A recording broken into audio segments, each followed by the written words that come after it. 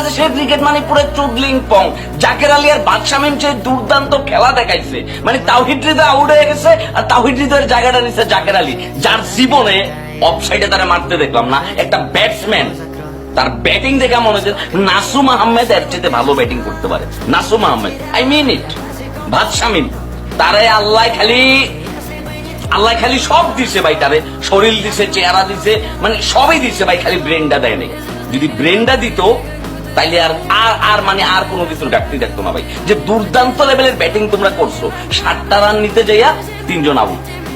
Junior Tamim একটা set batsman, ম্যাচটারে জিতে তার শেষ করার কথা ছিল, সে আউট হয়ে গেছে গা। আর জাকের আলী তো মানে ও চিন্তা করছে ভাই বিসিবি ওর সম্পত্তি, এই ক্রিকেট থেকে ওরে কেউ নামাইতে পারবে না, দল থেকে ওরে কেউ তাড়াইতে পারবে না, এই জন্য সে ডট বল অফসাইডের বল সে চোখে দেখে না, লাগাইতে পারে না।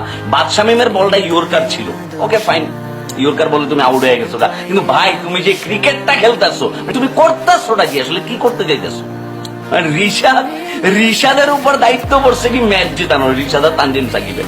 হ্যাঁ, 6 বলে 21 রান, মানে এটা কি চারটিখানি কথা? 6 বলে 21 রান মস্কারি। এর আগের ম্যাচে কি বলাররা রান করে নাই? তাহলে বলাররা রানও করবে, ওরা আবার ব্যাটিং করবে, ওরা বোলিং করে উইকেটও নিবে, মানে তাহলে ভাই তোর কাজটা কি ভাই, তোরা করতেছটা কি?